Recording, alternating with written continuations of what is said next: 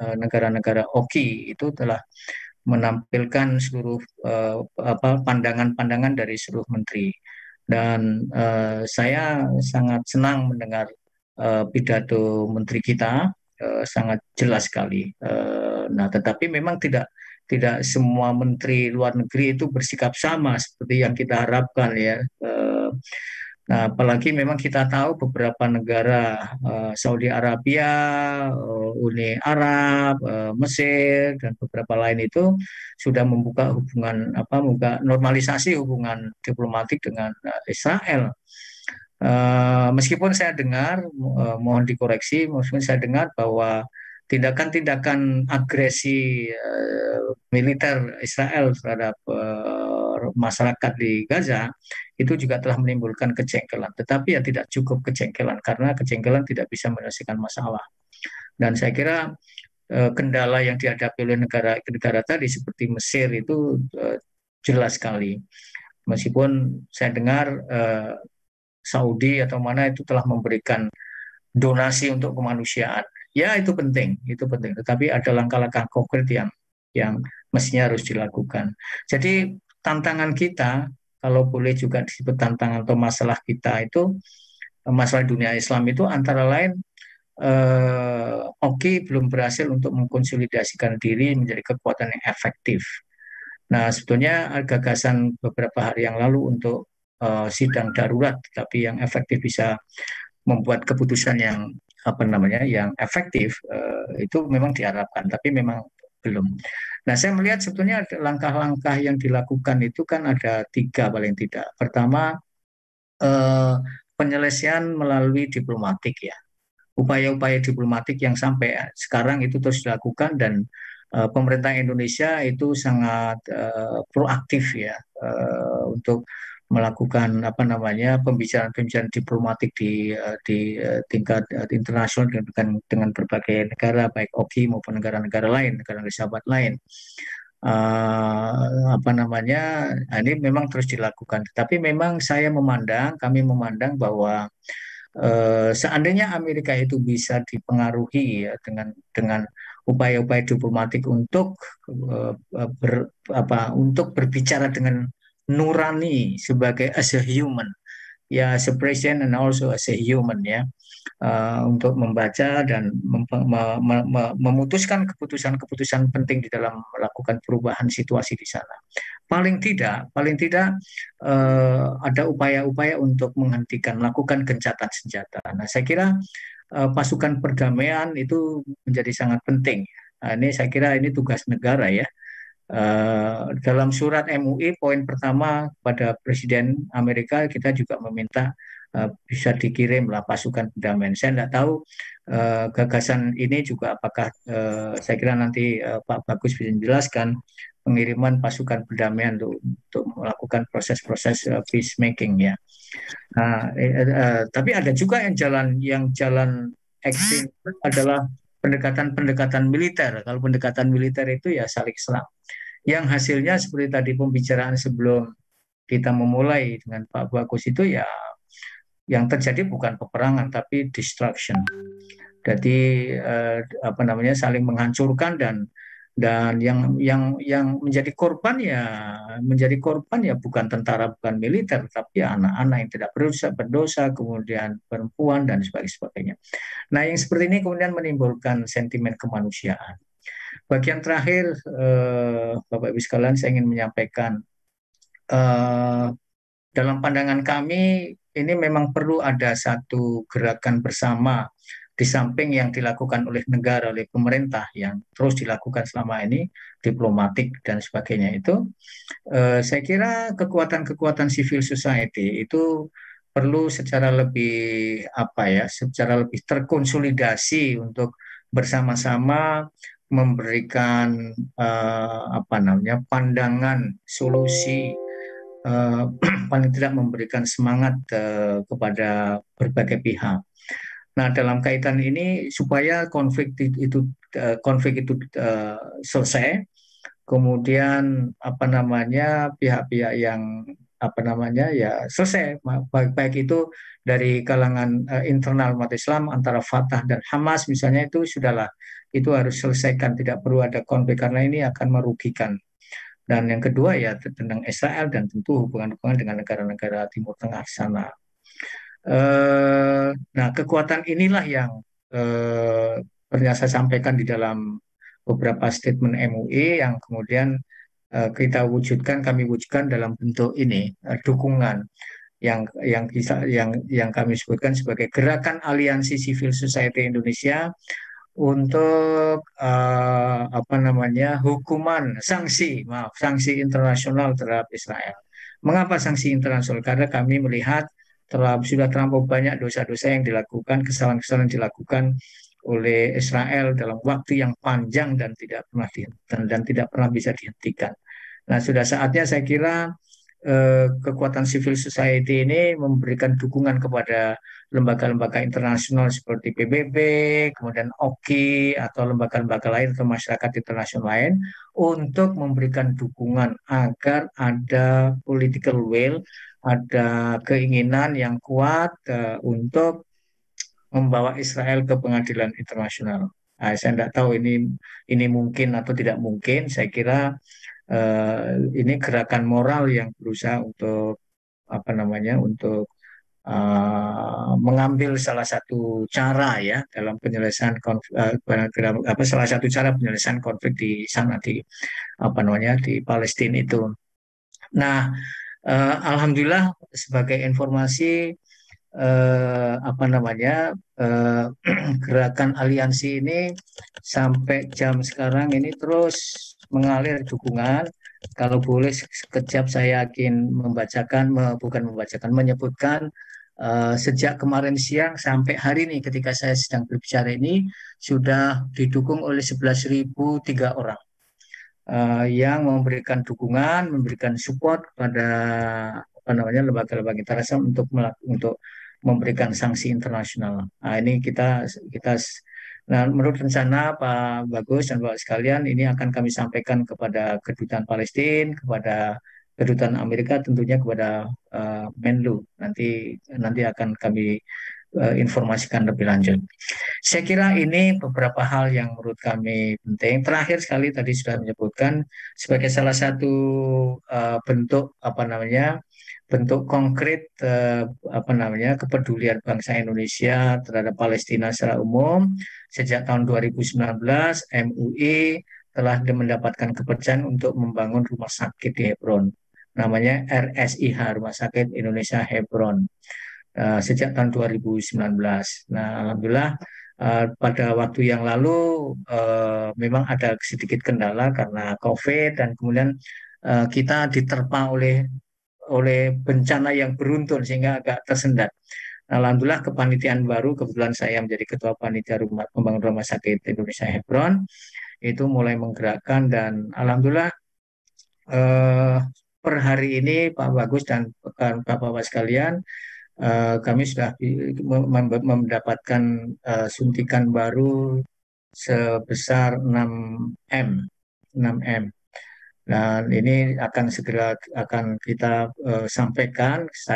Kami sudah koordinasi dengan Pak Bagus, dengan Kementerian Luar Negeri dan juga kedutaan kita di Aman, bagaimana mekanisme penyaluran ini.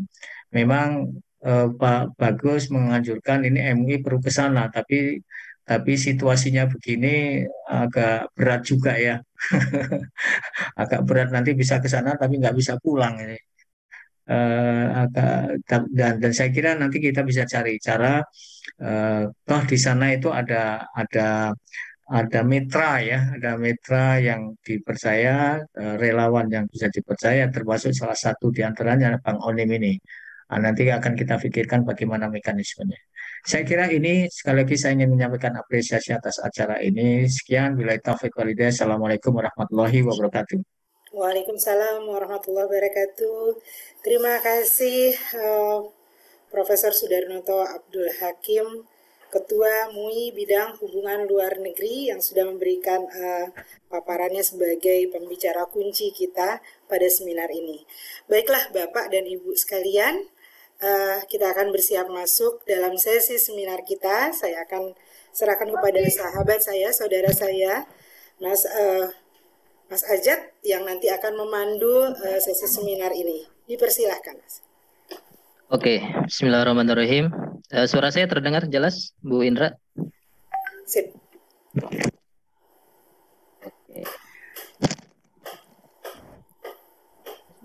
Bismillahirrahmanirrahim. Assalamualaikum warahmatullahi wabarakatuh.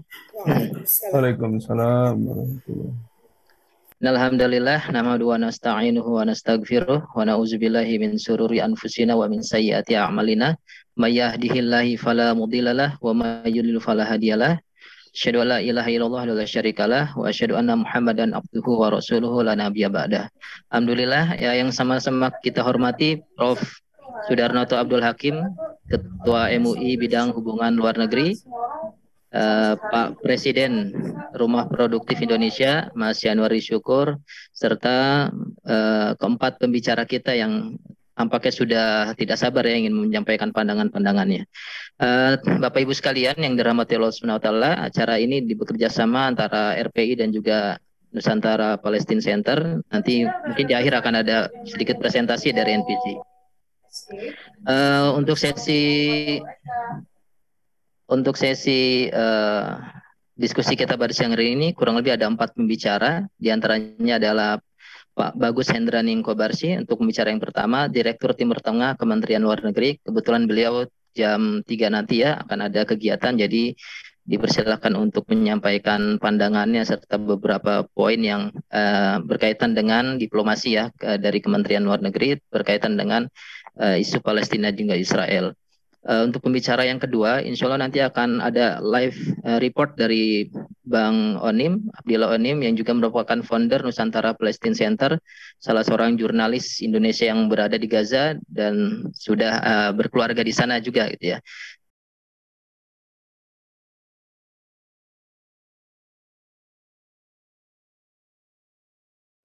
Mas Ajat hilang suaranya, maaf. Ya.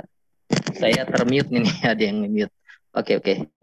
Untuk pembicara yang ketiga, Dr. Adian Husaini, Ketua Umum Dewan Dakwah Islamiyah Indonesia, dan yang terakhir adalah Mas Bizarro Ghazali, jurnalis kantor berita internasional Anadolu Agency. Dikarenakan kurang lebih ada 4 pembicara kita pada siang hari ini, nanti akan saya batasi ya, masing-masing pembicara kurang lebih 20 menit untuk menyampaikan pandangannya. Untuk yang pertama, tanpa panjang lebar kami persilahkan kepada Pak Bagus Hendraning Kobarsi, Direktur Timur Tengah Kementerian Luar Negeri untuk menyampaikan pandangannya berkaitan dengan diplomasi Indonesia untuk konflik Palestina dan Israel. Kepada Pak Bagus dipersilahkan.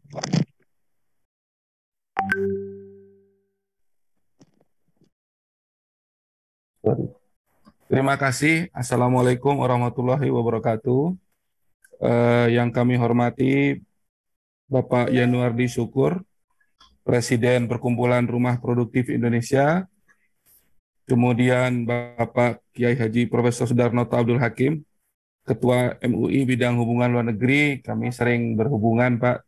Terima kasih saya bisa berjumpa kembali. Kemudian Pak Abdillah Onin, founder Nusantara Palestina Center, jurnalis Indonesia di Gaza. Alhamdulillah juga akhirnya bisa berjumpa lewat daring, walaupun selama ini kita saling berkirim WA, Pak Onim, Bang Onim.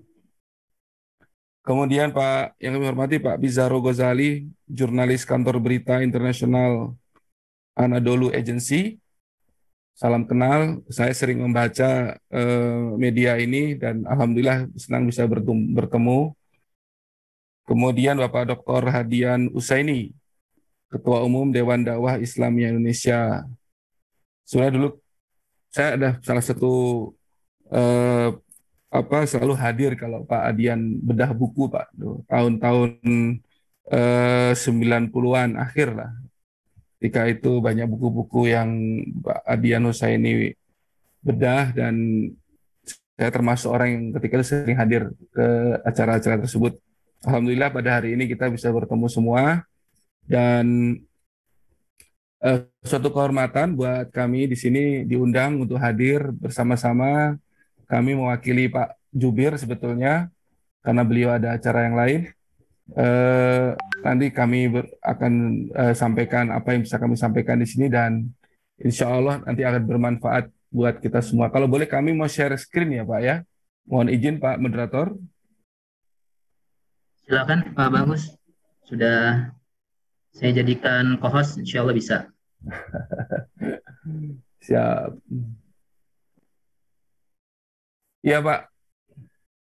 Eh, Terima kasih. Jadi kita semua mengakui, memahami bahwa Palestina adalah satu-satunya negara yang masih diduduki oleh kekuatan kolonial di dunia ini. Ini adalah menurut Presiden Soekarno adalah hutang sejarah bangsa Indonesia terhadap Palestina. Dan ketika beliau berpidato tahun 62 di Asian Games ketika itu beliau dikritik karena tidak mengizinkan atlet Israel masuk tahun 62 itu. Dan beliau dengan lantang mengatakan selama tanah Palestina masih di bawah kekuasaan Zionis Israel, selama itu pula Indonesia tidak akan mengakui keberadaan Israel.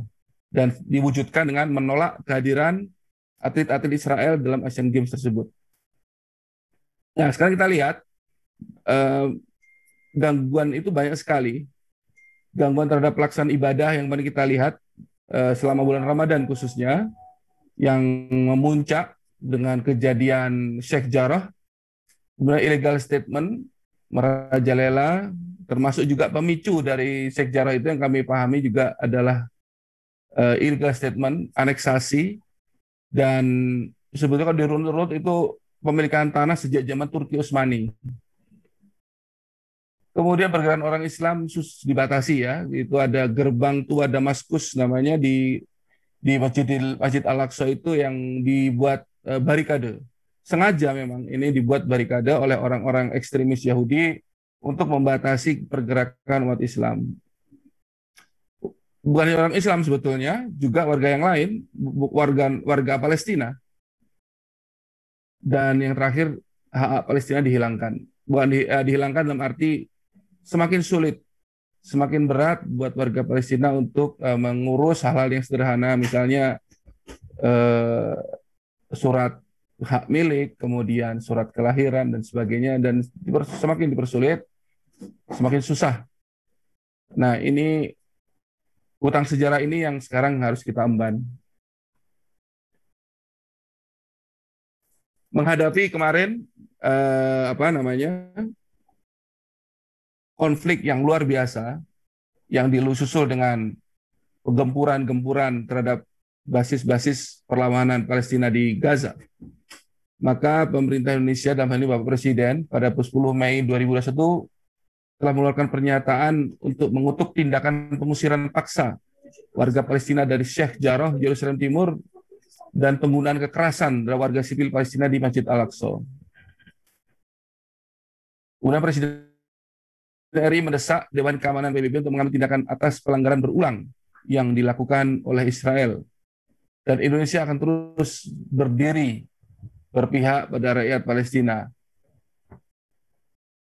Selanjutnya, selain itu Bapak Presiden juga sudah melakukan berbagai komunikasi dengan para pemimpin dunia seperti dari Turki, Malaysia, dan Brunei. Bahkan dengan Malaysia, Brunei, Indonesia membuat joint statement untuk mengutuk dan segera mendapatkan penyelesaian terhadap suasana kekerasan dan menghentikan kekerasan terhadap rakyat Palestina dan segera mengambil tindakan-tindakan nyata untuk menyelesaikan masalah tersebut. Sampai itu juga beliau melakukan seruan untuk segera dihentikannya kekerasan dari serangan serta mengutuk keras berbagai aksi Israel. Di samping itu juga Ibu Menteri Luar Negeri dalam berbagai kesempatan beliau telah melakukan berbagai macam pembicaraan telepon dengan Menteri Luar Negeri negara lain, terutama dari Menteri Luar Negeri yang dianggap sebagai negara kunci, termasuk dengan Palestina sendiri, dengan Malaysia, dengan Brunei Darussalam. Ini Menlu ya, Menlu Palestina, Menlu Malaysia, Menlu Brunei Darussalam, Menlu Mesir, Menlu Jordan, Menlu Turki, Menlu Saudi Arabia, Menlu Qatar, Tunisia, Vietnam, India, Norwegia, Inggris, dan HRVP, High Representative of the Union of Foreign Affairs and Security Policy dari Uni Eropa.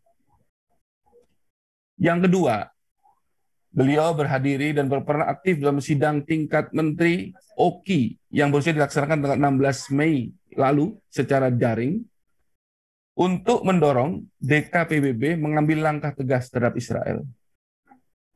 Yang ketiga, menginstruksikan WTRI New York untuk mendorong penyelenggaraan pertemuan DKPBB yang secara khusus membahas situasi terakhir di Palestina.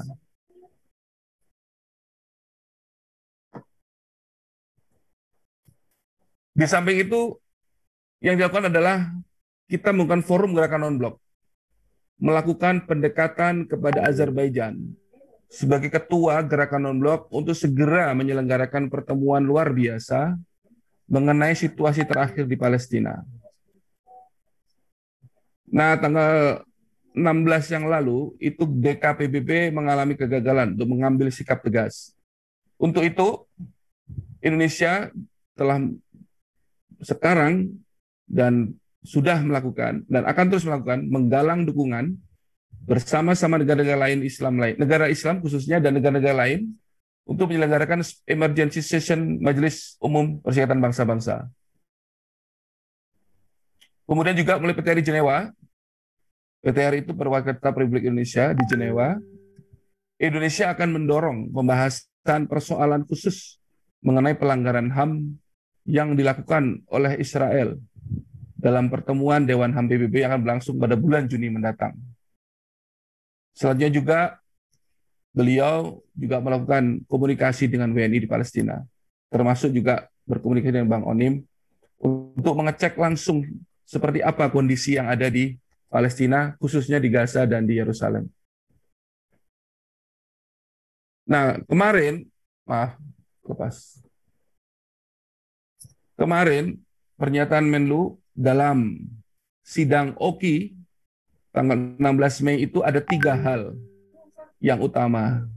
Pertama adalah menyerukan dan memastikan adanya persatuan di antara negara-negara anggota OKI dan persatuan juga di kalangan internal pemangku kepentingan di Palestina. Jadi kembali mengingatkan negara-negara OKI bahwa tanpa persatuan maka perjuangan mendukung Palestina itu akan sangat sulit di kalangan negara OKI. Yang kedua juga menghimbau persatuan internal dari Palestina sendiri. Sehingga berbagai faksi dan perbedaan yang selama ini dirasakan itu untuk sementara ditunda dulu, dihilangkan, dan berjuang untuk kemerdekaan atau untuk menghentikan kekerasan dan konflik yang sekarang terjadi di Palestina. Kedua, OKI harus mengupayakan terciptanya gencatan senjata segera. Dengan cara bagaimana? Dengan cara mengoptimalkan berbagai kelebihan dan keunggulan comparative advantage dan competitive advantage dari masing-masing negara OKI tersebut. Misalnya ada negara OKI yang punya kelebihan dari segi sumber daya alam, atau negara OKI yang unggul dalam bidang industri, ekonomi, atau negara OKI yang punya keunggulan di bidang geopolitik atau geostrategis, atau negara OKI yang memiliki keunggulan dalam bidang sosial, dalam bidang kebudayaan, atau mungkin ada negara OKI yang memiliki keunggulan dalam bidang dunia pertahanan, industri pertahanan dan sebagainya. Jadi itu harus sinergis, harus menjadi satu. Dengan demikian, diharapkan jika itu semua terjadi, maka gencatan itu bisa terlaksana dan aksi-aksi brutal dari Zionisme Israel ini bisa segera dihentikan. Yang ketiga, Oki tetap fokus membantu kemerdekaan bangsa Palestina. Artinya apa? Harus fokus bahwa yang dituju itu adalah two-state solutions dengan ibu kota Yerusalem Timur dan mengacu pada garis perbatasan tahun 1967. Ini yang menjadi the ultimate goal dari negara-negara Oki untuk memperjuangkan kemerdekaan Palestina. Nah, saya kira ini jelas kemerdekaan. Khusus Indonesia sendiri, ini adalah suatu hutang sejarah dari saya katakan tadi, karena 10 negara pertama yang mengakui kemerdekaan Indonesia, 7 diantaranya adalah negara-negara Timur Tengah. Dan yang pertama adalah Palestina, yang disampaikan oleh Mufti Palestina, Syekh Muhammad Amin Al-Husaini, dalam pidatonya di Radio Berlin dengan menggunakan bahasa Arab, kemudian disebarluaskan dengan media Al-Ahram. Yang kedua adalah Mesir, melalui konjennya yang ada di Mumbai, yang langsung datang ke Indonesia, ke Yogyakarta ketika itu, untuk memberikan pengakuan. Seperti kita ketahui bersama, Bapak Ibu, bahwa ketika itu Indonesia sedang menghadapi tekanan politik yang luar biasa dengan kedatangan kembali pasukan Belanda, Nika. Dan dukungan ini perlu sekali dilakukan dari negara tersebut. Yang ketiga, ketika itu ada misi dari yang dipimpin oleh Haji Agus Salim. Tanggal 16 Maret 47 berkunjung ke Mesir didampingi oleh Muhammad Rashidi, kemudian Abdul Qadir dan Bapak A.R. Baswedan. Itu melakukan diplomasi dan akhirnya sejak dari situ Indonesia, Palestina, Mesir, disusul Libanon, Syria, Saudi Arabia, Yaman, kemudian Afghanistan. Yang tiga ini bukan negara Timur Tengah, Afghanistan, Turki, dan Iran. Jadi bahkan Saudi Arabia itu menerima langsung delegasi itu langsung oleh Pangeran Ibnu Saud. Jadi tiga hal ini yang kita dengungkan, karena kemerdekaan Palestina ini seperti disampaikan oleh Pak Sudarno tadi memang termaktub dalam pembukaan Undang-Undang Dasar 45, dan inilah bagian dari kolonisasi yang kita perjuangkan sejak digelorakannya Konferensi Asia Afrika tahun 55. Dan kita ketahui bersama ketika tahun 55 itu satu persatu negara-negara Afrika, Asia, Timur Tengah mendapatkan kemerdekaannya. Maroko, Aljazair, Libya, kemudian beberapa negara yang lain. Nah, tinggal ketika itu adalah Afrika Selatan dan Palestina. Afrika Selatan bebas dari apartheid tahun 93. Dan Indonesia buka hubungan diplomatik ketika itu dengan Afrika Selatan. Nah, sekarang the only one, the last Mohicans istilahnya, the last perjuangannya adalah Palestina. Dan ini adalah sesuatu yang menjadi keharusan karena sudah berjuang sekian lama dan sekarang menghadapi tekanan yang semakin berat. Oleh karena itu, perlu kami juga ingin kami sampaikan juga bahwa Indonesia juga memberikan bantuan-bantuan yang bersifat material juga kepada Palestina dalam bentuk bantuan COVID, kemudian melalui ICRC, kemudian melalui United Nations Relief Working Agency UNRWA. Di samping itu tadi juga menyambung pembicaraan sebelumnya atau dari Pak pembawa acara tadi, Indonesia selama ini juga membantu capacity building dari masyarakat Palestina yang ada di Indonesia. Baik itu dari pendidikan, kemudian pelatihan, manajemen, pelatihan di bidang pertanian, bidang kesenian, bidang kepolisian, dan juga yang lain-lain. Jadi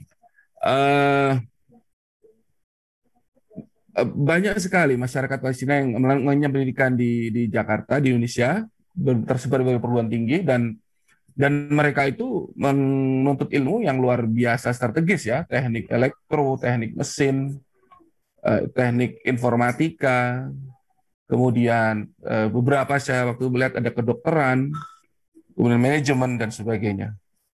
Jadi ini adalah bagian upaya mempersiapkan agar masyarakat Palestina kelak insya Allah setelah merdeka, mereka siap mengelola negaranya, dan kita berusaha memberdayakan, membantu agar saudara-saudara kita di Palestina itu bisa menjalankan negaranya nanti setelah mereka merdeka, insya Allah dari Israel dalam waktu yang cepat-cepatnya. Saya kira itu Bapak moderator, Bapak-Bapak, Ibu-Ibu yang kami hormati, terima kasih atas perhatian diberikan. Jadi kami mengquote di sini bahwa Indonesia will continue to stand with the people of Palestine, dan together we have to act now. Mudah-mudahan penjelasan ini bisa memberikan perspektif yang bisa diharapkan perihal kira-kira apa yang sudah dilakukan atau apa yang akan dilakukan ke depan.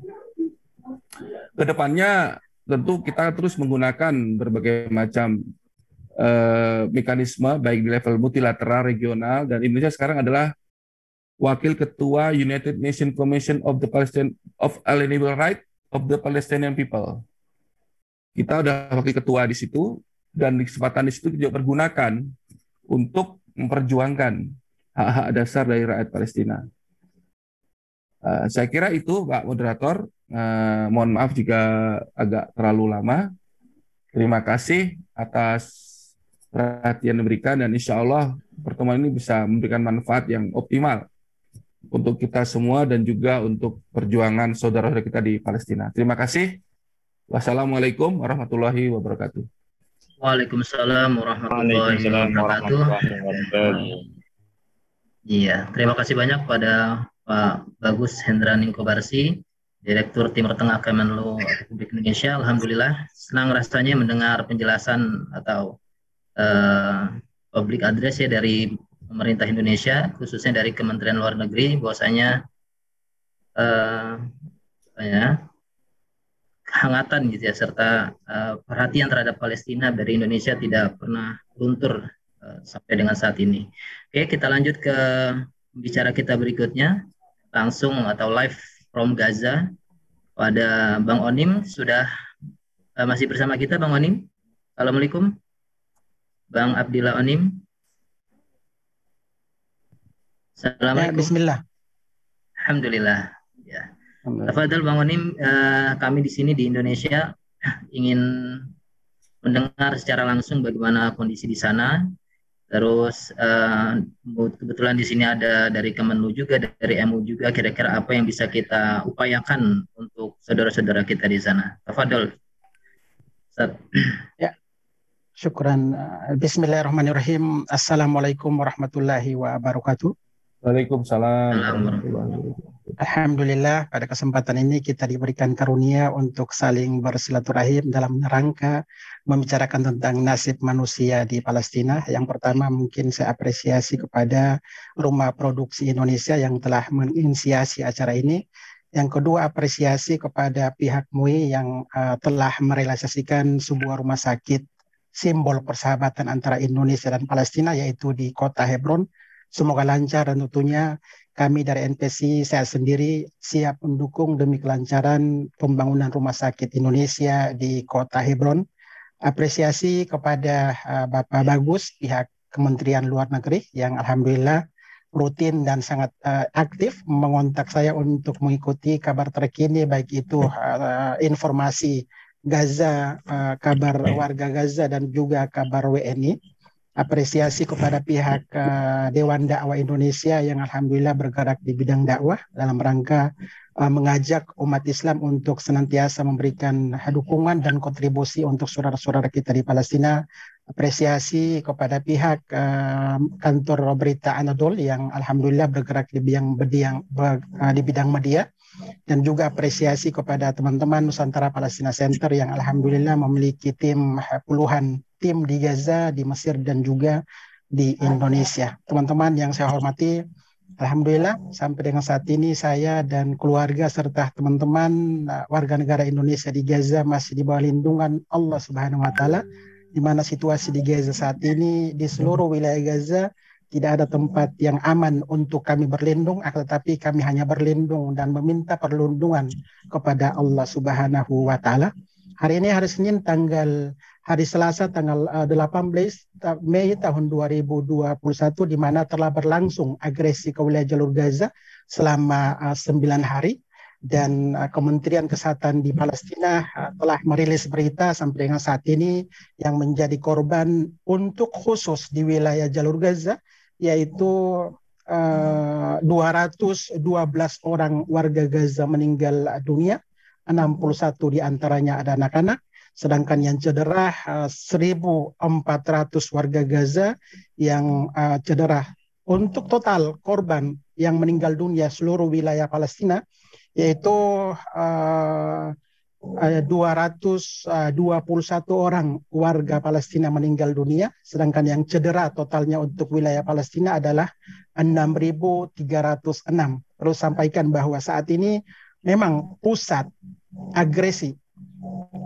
agresi Israel ke wilayah jalur Gaza itu adanya di jalur Gaza, tetapi sampai dengan saat ini sudah mulai muncul atau tanda-tanda akan pecahnya atau dimulainya Intifada jilid ketiga. Hal ini ditandai dengan seluruh masyarakat Palestina, baik itu di wilayah Ramallah, di wilayah Yerusalem, di wilayah Khalil atau Hebron, di wilayah Jenin, di wilayah Sheikh Jarrah, sudah mulai melakukan perlawanan, baik itu dengan menggunakan peralatan dan juga militer. Palestina pun mereka sudah secara diam-diam tidak menunjukkan identitas mereka, sudah mulai melakukan perlawanan. Tentunya kita berharap semoga peperangan ini segera berakhir, karena saat ini di Gaza, kota Gaza porak-poranda, di malam hari seperti kota mati. Di malam hari tidak kurang dari 160 pesawat jet tempur milik Israel F-16 menggempur wilayah jalur Gaza, dan tadi malam saja sedikitnya 40 rudal yang dilontarkan oleh pihak Israel ke wilayah jalur Gaza. Tentunya hal ini tidak membuat pejuang Palestina diam, tetapi mereka dalam rangka melindungi rakyat Palestina, mereka harus melakukan perjuangan atau pembelaan untuk menjaga keamanan di seluruh wilayah Palestina. Perlu sampaikan juga bahwa setelah dibatalkannya pemilu di Palestina oleh Presiden Palestina Mahmud Abbas, tentunya ini membuat seluruh masyarakat Palestina kecewa dengan kebijakan secara tiba-tiba yang dikeluarkan oleh Presiden Mahmud Abbas, padahal sudah 14 tahun dan masyarakat Palestina sangat menantikan yang namanya pemilihan umum secara berdaulat. Dan itu memang kejadiannya dan realitanya seperti itu. Masyarakat Palestina mendambakan pemilu untuk pemerintah berdaulat seperti yang sudah disampaikan Bapak Agus tadi. Kita Indonesia tetap memberikan dukungan luar biasa, tetapi jika internal mereka saja tidak bersatu, maka kita sebagai warga asing akan merasa kok seperti ini, kita mati-matian, mereka di dalam sendiri tidak bisa akur. Tentunya tugas dari teman-teman Kemlo, teman-teman MUI, teman-teman Dewan Dakwah punya tugas tersendiri yang sangat berat, yaitu menyampaikan kepada faksi di Palestina bahwa kami Indonesia tentunya tetap berada dengan Palestina, tetapi kembali lagi ke internal kalian masing-masing yang ada di Palestina, baik itu dari faksi perjuangan, baik itu dari faksi politik. Kami ingin melihat hasil dari komitmen yang telah kami berikan kepada saudara-saudara kita di Palestina. Teman-teman yang saya muliakan dan para panelis yang saya hormati, saat ini sudah lebih dari puluhan gedung yang dihancurkan oleh pihak Israel, ratusan rumah dari warga sipil dihancurkan oleh Israel. Pada awal peperangan, memang pihak Israel melakukan serangan itu pada titik tertentu, yaitu di titik kamp militer pejuang Palestina. Tetapi semakin ke sini, semakin acak atau random, yaitu rumah warga pun dihancurkan dengan dalih bahwa para pejabat pejuang Palestina bersembunyi di balik gedung atau rumah warga tersebut. Banyak sekali kesaksian yang diberikan oleh warga yang menjadi korban. Ada yang satu keluarga meninggal semua, ada yang satu keluarga rumahnya hancur, yang tinggal adalah anak dan ayahnya, anaknya 8 bulan. Ada yang satu keluarga rumahnya dihancurkan, tinggal anaknya sendirian. Dan yang saya lihat ini semakin kesini semakin brutal yang dilakukan oleh pihak Zionis Israel. Dan teman-teman perlu sampaikan bahwa acara ini sepertinya sangat bagus sekali, di mana kita mengajak dan membuka membuka peluang kepada seluruh elemen bangsa bahwa isu Palestina tidak hanya rancu atau mandek pada isu agama, akan tetapi lebih mulia daripada itu, yaitu isu kemanusiaan. Kalau kita berbicara tentang isu agama, di Palestina sendiri ada orang Yahudi memberikan dukungan kemerdekaan Palestina. Kalau kita berbicara tentang isu Palestina, isu agama, umat Kristiani pun memberikan dukungan kemerdekaan untuk Palestina. Jadi kita harus berbicara di mana posisi kita berada, dan alhamdulillah saya sangat apresiasi kepada pihak Kemlu RI yang alhamdulillah hampir setiap hari Ibu Menlu luar biasa. Hampir setiap hari Ibu Menlu WA kepada saya untuk mencari tahu informasi terkini saudara-saudara kita di Palestina, khususnya warga negara Indonesia. Ini telah dibuktikan oleh pihak pemerintah yang tentunya didahului oleh Ibu Retno Marsudi. Dan teman-teman yang saya hormati, tentunya semoga agresi ini segera berakhir. Kenapa? Saat ini seluruh negara Teluk itu sudah mulai bergerak. Ya, sudah mulai bergerak untuk bertemu langsung dari pihak Mesir, dari Jordania, dari pihak Suriah, dari pihak Arab Saudi. Bahkan yang paling luar biasanya lagi, jika pihak Israel tidak mengindahkan atau tidak mendengar seruan dari negara internasional untuk menghentikan agresi ke wilayah Jalur Gaza, itu sama saja pihak Israel membuka peluang bagi negara lain untuk berkontribusi, tidak hanya dalam bentuk dukungan materi, akan tetapi mereka bisa memberikan dukungan dalam bentuk dukungan militer. Salah satu contohnya teman-teman yang saya hormati, tadi malam pada saat Israel menggempur wilayah Jalur Gaza dengan lebih dari 40 rudal, tiba-tiba rudal dilontarkan langsung dari Lebanon ke negeri Israel. Ini sebagai tanda bahwa jika Israel tidak mendengar seruan atau tuntutan atau desakan dari negara-negara lain, tentunya ini akan kembali lagi ke posisi Israel. Saat ini teman-teman, warga Israel yang ada di ibu kota Tel Aviv, itu mayoritas dari mereka sudah masuk ke terowongan tempat persembunyian yang disiapkan oleh otoritas Israel. Pertanda kenapa Israel tidak baik-baik saja dan pejuang Palestina sehat walafiat dan baik-baik saja. Pejuang Palestina sudah merilis berita bahwa mereka siap menghadapi Israel dalam waktu 6 bulan ke depan. Coba kita bayangkan, pada agresi tahun 2009 saya di sini, agresi mematikan tahun 2014 saya di sini, agresi 2012 saya di sini, dan agresi yang terakhir ini saya ada di sini dan melihat langsung ternyata hari ini pejuang Palestina berhasil atau membuktikan kekuatan mereka, berhasil melontarkan rudal ke ibu kota Israel layaknya meminum air putih, sangat mudah sekali. Dan tidak semua negara Timur Tengah bisa seberani pejuang Palestina yang ada di Jalur Gaza. Teman-teman yang saya hormati, perlu sampaikan bahwa wilayah Jalur Gaza luasnya sekitar 367 km persegi, seluas DKI Jakarta, yang ditempati atau didiami oleh 2 juta jiwa.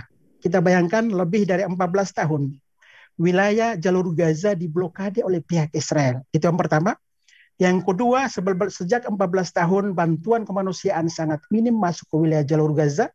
Yang ketiga, ekonomi lumpuh. Karena jika terjadi agresi, maka salah satu sasaran dari pihak prajurit Israel adalah menghancurkan fasilitas pemerintah yang pertama, yang kedua menghancurkan seluruh lapangan pekerjaan seperti pabrik dihancurkan yang pada akhirnya sudah 14 tahun perekonomian lumpuh total.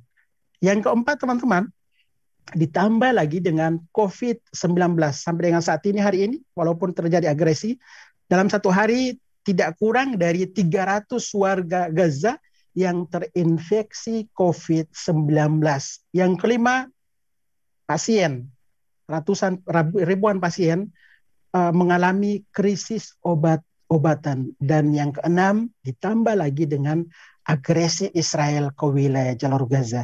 Jadi sudah saatnya kita menggerakkan seluruh elemen bangsa yang tadinya isu agama, kita perluas lagi yang namanya isu kemanusiaan. Kita berurusan dengan Palestina adalah urusan dengan manusia yang ada di Palestina. Karena kita rancu atau mandek di urusan agama, maka tidak bisa jalan, bahkan bisa dimanfaatkan oleh siapa? Oleh pihak Israel. Ini isu agama dan kita lihat sendiri sudah bergerak, John Biden harus bersama kami. Itu sudah dibuktikan. John Biden beberapa hari lalu telah mengeluarkan statement akan mengirimkan bantuan untuk otoritas Israel. Padahal baru menduduki jabatan sebagai Presiden Amerika Serikat kurang dari 1 tahun, telah membuktikan bahwa keberpihakannya sangat jelas. Tentunya kita berharap semoga walaupun dukungannya kepada Israel ada, tetapi John Biden pun mengeluarkan statement bahwa kami segera mengirimkan bantuan kemanusiaan untuk Palestina, yaitu lebih dari 300 miliar rupiah kalau tidak salah seperti itu. Ya, kita berharap semoga pihak Amerika Serikat seperti yang sudah dikatakan oleh Bapak Profesor tadi, bahwa kita ingin pihak Amerika Serikat sebagai pemangku keputusan utama berada di tengah-tengah dalam rangka menciptakan perdamaian dunia dan juga perdamaian Timur Tengah, wabil khusus perdamaian di Palestina. Ya, berkaitan dengan Sheikh Jarrah, banyak berita di Indonesia yang bertebaran bahwa salah satu api pemantik terjadinya konflik di Palestina adalah pelemparan botol dan batu. Ini saya sampaikan bahwa kita jangan berpatokan dengan konflik tersebut, yaitu pelemparan oleh pemuda Palestina. Kita kembali lagi ke sejarah bahwa sudah lebih dari 73 tahun negara Palestina dijajah yang dimulai dengan tahun 1948 yang didukung langsung oleh Persatuan Bangsa-Bangsa dan juga negara internasional. Kita tarik ulur lagi. Jangan berpatokan dengan timpukan atau lemparan batu oleh pemuda Palestina. Lemparan batu dan timpukan itu hanyalah sebuah deretan dari pemuda dan masyarakat Palestina dalam rangka menunjukkan bahwa kami masih dijajah dan kami hidup terjajah dan hak-hak kami masih dilanggar oleh pihak otoritas Israel. Dan sampai dengan saat ini perlu sampaikan bahwa masyarakat Palestina sedang sibuk dan konsen berjuang. Tentunya kita Indonesia sudah sepatutnya seperti yang sudah dikatakan oleh Bapak Direktur Timur Tengah tadi, bahwa salah satu negara yang memberikan dukungan kemerdekaan Republik Indonesia adalah Palestina. Sudah saatnya kita mengangkat bahwa Indonesia masih memiliki hutang budi kepada masyarakat Palestina. Minimal kita menunjukkan kepada masyarakat Palestina bahwa Indonesia dengan jumlah muslim terbesar di dunia sangat diketahui oleh masyarakat Palestina, tetap berada dengan masyarakat Palestina. Alhamdulillah teman-teman yang saya hormati, dalam setiap tahun masyarakat Palestina pada tanggal 17 Agustus 1945 itu luar biasa, masyarakat Palestina dengan inisiatif sendiri, saking cintanya mereka kepada masyarakat Indonesia, saking sayangnya mereka kepada Indonesia, mereka mengadakan hari ulang tahun kemerdekaan Republik Indonesia yang terakhir tahun 73, yang ke-73, dengan mengibarkan bendera Indonesia diiringi lagu Indonesia Raya dan membaca teks proklamasi dalam bahasa Arab. Ini sebuah hubungan yang luar biasa, tidak hanya hubungan kita kembali lagi tarik ulur tentang sejarah, akan tetapi sudah menjurus kepada hubungan antara batin antara Indonesia dengan Palestina. Saya merasakan sendiri bagaimana masyarakat Indonesia luar biasa dukungannya, yang walaupun saat ini kita sedang dilanda berbagai cobaan dan bencana, yaitu salah satunya adalah COVID-19, akan tapi luar biasa, kurang dari 1 minggu saya bisa menggerakkan alhamdulillah tidak kurang dari 15 miliar yang kita kumpulkan untuk distribusikan bantuan obat-obatan untuk saudara-saudara kita di Palestina melalui tentunya Kementerian Palestina di jalur Gaza, yaitu di Rumah Sakit Ashifa di Gaza City, rumah sakit milik pemerintah Palestina. Dan insya Allah besok kami akan membeli 1 unit mobil ambulans untuk diserahkan langsung ke pihak Kementerian Kesehatan Palestina di jalur Gaza. Saya sendiri prinsipnya teman-teman, saya berada di sini atas nama Indonesia. Banyak sekali masyarakat Palestina bertanya, antum di sini berpihak ke Hamas atau ke Fatah? Saya katakan bahwa sangat rugi sekali kalau saya berada di sini hanya untuk berpihak ke antum ke warna biru atau ke warna merah. Lebih baik saya pulang kampung, tanam kopra, tanam pala, manfaatnya luar biasa. Akan tetapi saya berada di sini atas nama Indonesia. Antum tahu Indonesia? Benar, kami tahu Indonesia, dan Indonesia sampai dengan saat ini senantiasa memberikan dukungan untuk saudara-saudara kita di Palestina. Teman-teman, itu yang bisa saya sampaikan. Mungkin saya kembalikan ke moderator. Jika ada yang perlu ditanyakan, silakan ditanyakan. Tentunya saya sangat bahagia bisa berada di sini. Semoga apa yang kita lakukan bisa diridhoi Allah Subhanahu wa taala dan bisa bermanfaat. Tentunya masyarakat Palestina menaruh harapan kepada masyarakat Indonesia, karena walaupun kita bukan satu suku, kita bukan bertetangga, kita bukan satu negara, tetapi Indonesia selalu berada dengan masyarakat Palestina, dan satu-satunya negara Indonesia yang pada saat tidak hanya terjadi peperangan memberikan dukungan, tidak hanya terjadi pada saat blokade memberikan dukungan, akan tetapi satu-satunya negara yang tetap rutin memberikan dukungan, baik itu dalam situasi kondusif maupun dalam situasi peperangan, yaitu adalah Indonesia. Ini kita sangat bangga sekali. Jadi sudah pada saatnya tokoh-tokoh yang hadir di sini, Bapak Bagus, Bapak Profesor, Bapak dari pihak Dewan Dakwah, marilah kita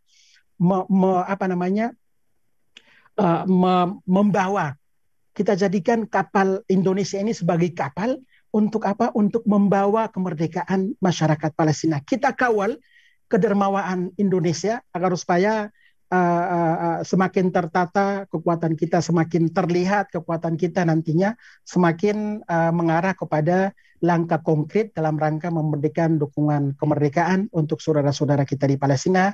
Sekali lagi mohon doanya semoga kegiatan kami di sini berjalan dengan lancar. Semoga selalu dalam lindungan Allah Subhanahu wa taala, karena pada saat live di sini pun saya hanya bertawakal, mungkin tiba-tiba detik ini jatuh rudal selesai, akan tetapi saya sangat yakin bahwa kematian bukan ditentukan oleh manusia, akan tetapi kematian ditentukan oleh Allah Subhanahu wa taala. Sekecil apapun senjata, sebesar apapun rudal, jika belum tertulis nama Bang Onim, maka Allah Subhanahu wa taala akan menentukan semua itu. Intinya saya luruskan niat, bersihkan hati, jalankan sesuai dengan yang insya Allah diridhoi oleh Allah Subhanahu wa taala. Selanjutnya tawakal kepada Allah Subhanahu wa taala dan juga meminta perlindungan hanya kepada Allah Subhanahu wa taala. Alhamdulillah kemarin perlu saya sampaikan, saya sudah sampaikan langsung ke Ibu Menlo, jika terjadi apa-apa, pahit-pahitnya pejuang Palestina selesai, masyarakat Gaza pun mereka keluar dari Gaza, maka saya harus kemana? Kata Ibu Menlo, saya akan langsung berkoordinasi dengan pihak kedutaan di Amman Jordania dan Kairo, agar supaya mereka tetap standby. Dibutuhkan apapun WNI yang ada di Gaza, pemerintah siap. Ini sangat luar biasa dan saya sangat berterima kasih di mana pemerintah Indonesia memberikan peluang kepada kami untuk berkomunikasi dengan pihak teman-teman di Kairo, Kemlo dengan Bapak Bagus. Kemarin saya sudah berkomunikasi dengan Direktur Hak Asasi Manusia Warga Negara Indonesia. Alhamdulillah sudah tertata bagus dan ready semuanya. Nanti jika pahit-pahitnya kami harus dievakuasi, insya Allah teman-teman pemerintah Indonesia sudah siap untuk membantu kami. Moderator dan panelis yang saya banggakan, saya muliakan, terima kasih. Silakan saya kembalikan ke pembicara selanjutnya. Wassalamualaikum warahmatullahi wabarakatuh. Waalaikumsalam. Waalaikumsalam warahmatullahi wabarakatuh.